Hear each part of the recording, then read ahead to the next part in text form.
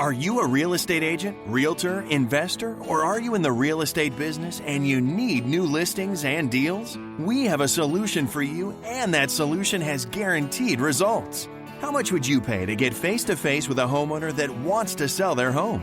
What if you also got their email address and daytime phone number? And what if this homeowner also scheduled you to come to their door at a set time to meet with you? Sound too good to be true? It isn't. And it is 100% guaranteed for you to meet face-to-face with a real homeowner who really needs to sell their home.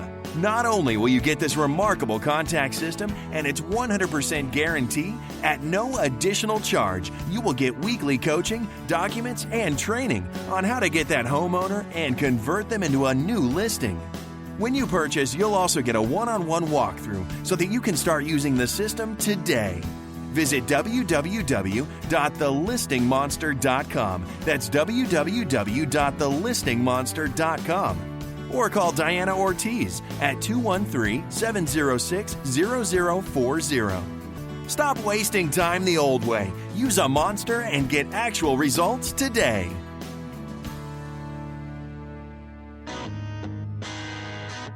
Welcome to the lee-honish Report, hosted by lee-honish. The lee-honish Report is a look at the real estate market and creating effective marketing plans for realtors or investors to get new listings and deals. Your host, lee-honish, has over 20 years of experience in real estate, banking, and marketing. Over the last 6 years, Lee has developed cutting-edge marketing and was named one of the most innovative marketers in America. With over 1 million views, Lee continues to be an advocate for the entire real estate community. Enjoy today's show. Hi, everybody. Welcome to your weekly coaching call. And thank you for being here. Today we have a special guest for all of you. I have my longtime friend, Robert Fragoso, and my longtime friend, David Bartels, as I bring to you live. I'm outside, so I'm hoping the audio is okay. Diana kicked me out of the room to go work outside. It's her birthday. What can I do about it? Nothing I can do, David. So everybody on the call, this is your chance to ask all of your investor questions.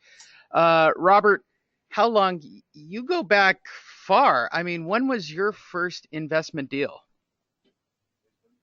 No comment. No, it was 1989. Wow. I've only got you beat by 1 year. Jeez. Yeah. Let's see here.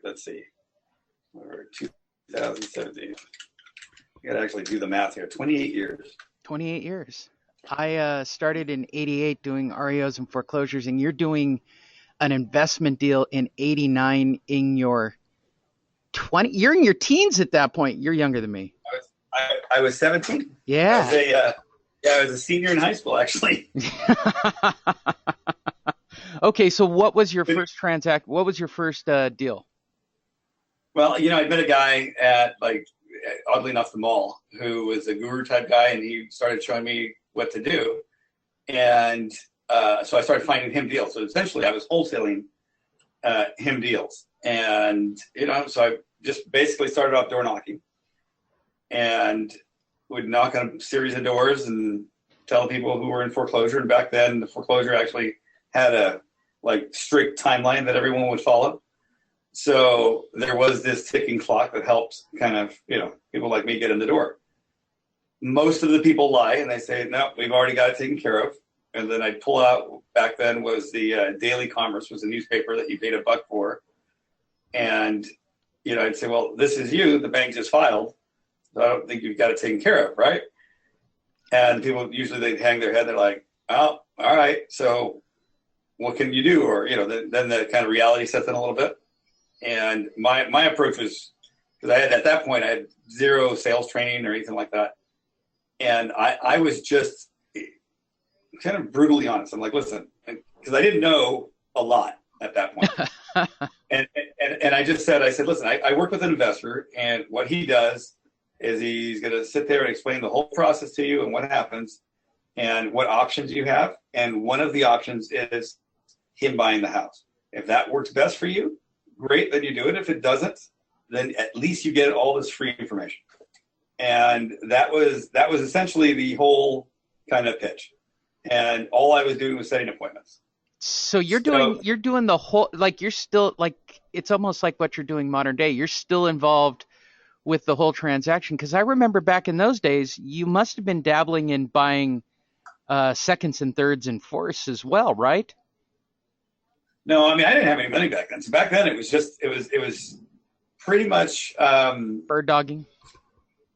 yeah, it was bird dog. It was getting the house, getting the people in there, setting up the appointment. I'd go with him to the appointment, and he would tell me, "This is what I see that's wrong with the situation," or "This is why they're losing the house." Um, and it gave me a lot of good insight into what to look for when you're in a home. Things like alcoholism, drug use, job loss, depression, all that stuff. Is like they're in denial, and here's why. Here's how you can tell from just looking around, or things that they would say that he would cue into better. Then that would kind of just go over my head. What's the biggest takeaway from that era that you still apply today? And I do, and the reason I say that, I still say this on my webinars today, because I don't say that my dad taught me a lot, but the one thing that he did teach me was, and I didn't understand this, because we bought notes and we did stuff out of Vegas, and we'd, service the notes, then throw them out, and then resell those properties, and that was sort of our angle. But I never understood why we didn't rent back, and he always told me this: people who don't pay never pay. And I still say that to this day. What was sort of your takeaway from that era? That's really true. And I'll tell you a different story about that in a second. But my biggest takeaway was shut up and listen. I always thought that sales meant I had to sit there and convince them. And what he had told me, he said, if you're in front of them, it's your sale to screw up. If they've already agreed to sit with you, that means they already want to do business with you, whether they know it or not yet. At that point going forward, it is yours to screw up. And so generally, the other thing he said, listen, you know what you know, right? You don't know what they know. If you do all the talking, you're going to leave only knowing what you know and not knowing what they know. And your goal here is to, when you're in, and this is really for a conversation with almost anyone, is to know what they know as well. So that was I'd say those were the two takeaways I took from him. I didn't learn that till the 90s from Henry Nunez. When I got my real estate license, when I became a developer, which was shut your mouth, and because you don't know, let them talk. They'll do all the talking for you. Pete Sanchez, what was the interest rate at that time? I want to say in 88 and 89, wasn't it like 15%? And I'm not. No, it had already started to come down when I started. It was at 10%. Yeah, it was like 10%. Because it really skyrocketed in the 70s, and then or I guess early 80s, and then had already started to come down because there was when was the Rodney King riot? That was in the 89 or 90. 89 or 90. 89? Yeah, because after that it really started to drop quicker because they were trying to spur on economic growth. Regionally anyhow, I would say that I guess it was maybe 92 or 93 or something like that. But yeah, what had happened in 89 was you had kind of very similar to what you had in 2008, is that you had the S&L collapse. And so back then there was the RETC, which I'm sure a lot of you guys remember, and it was the Resolution Trust Corporation, and they were the auction house that was auctioning off all of the assets of these S&Ls that had gone under. And so it was, I think, a little bit better in where all of those auctions just went to the public, right? So there wasn't as many backdoor deals like there was in 2008 that were created by like the FDIC and Fannie Mae and everyone else to kind of shore up the banking industry. But very similar things happened with the S&Ls. And I would suspect will happen again with some other, yes, vehicle that they create at some point. History tends to repeat itself. And the reason I'm doing, for all of you that have just joined, hello, coaching students, and I'm seeing some blasts from the past only because of who our guest is today. Our guest today is Robert Fragoso. David Bartels is on the call as well. I'm just kind of giving you the background for those of you who don't know him. I will jump ahead. You worked for, I don't even know if there's still a gag order. Can we say that you worked for a large institutional private lender? No, you can say who it was. Oh, okay. We built as a partner in Anchor Loans. We started it in '98, and it's doing really well. I mean, it's still growing, and I mean, I really don't have anything bad to say about them. So it's like, what can you say? You spent 17 years with a company. You hope that some of the stuff rubs off. And from there, that's where you started really your networking process. So you as an investor, even though you worked for Anchor Loans, you built basically your portfolio or your business on creating and doing networking events and working with real estate agents.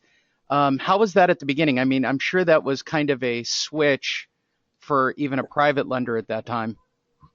Yeah, it's so interestingly enough, I didn't actually start off that way.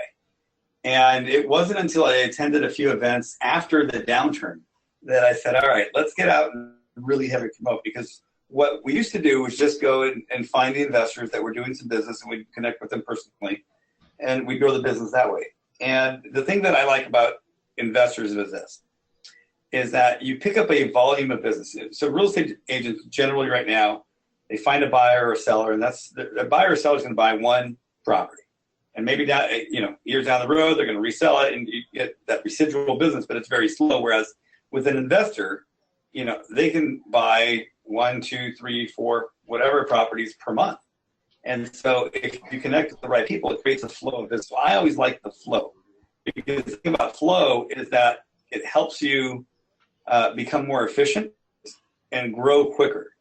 And it also allows you to do that without having to have so much staff. So that was, if let's take a look at like a normal loan rep.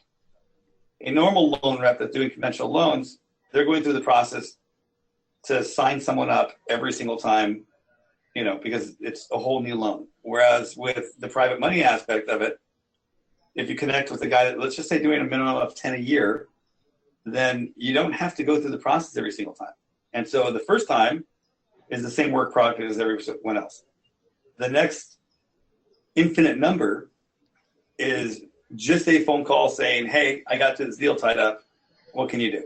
And there's no more paperwork except for, the obvious ones that you've got to get, like escrow title and what have you.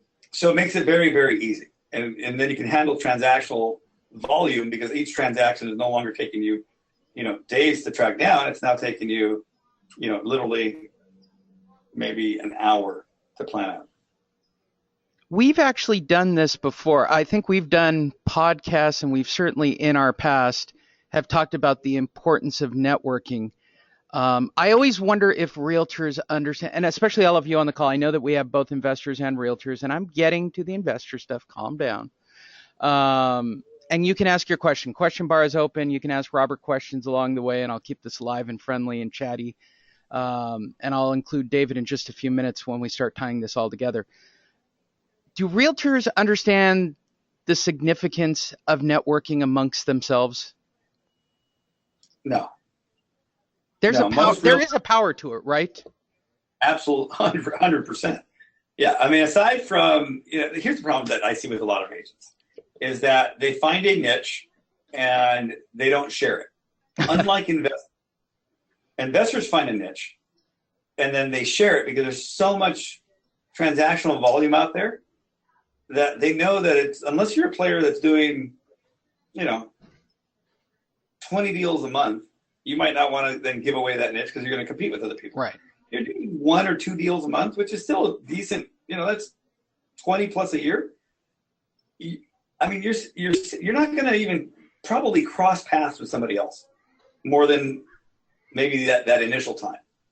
And what happens is like I hear, this is what this week I spoke at the National Association of Women Real Estate Brokers, and one of the questions was, flipping is really ending. I'm like, I've been hearing that for 28 years. Right. And it's not ending. And in fact, if you want to think about it right now, Anchor's funding over $1 billion. Most of it is probably pretty local. Genesis is funding over $1 billion. Most of it is pretty local. Lending Home is funding, if not over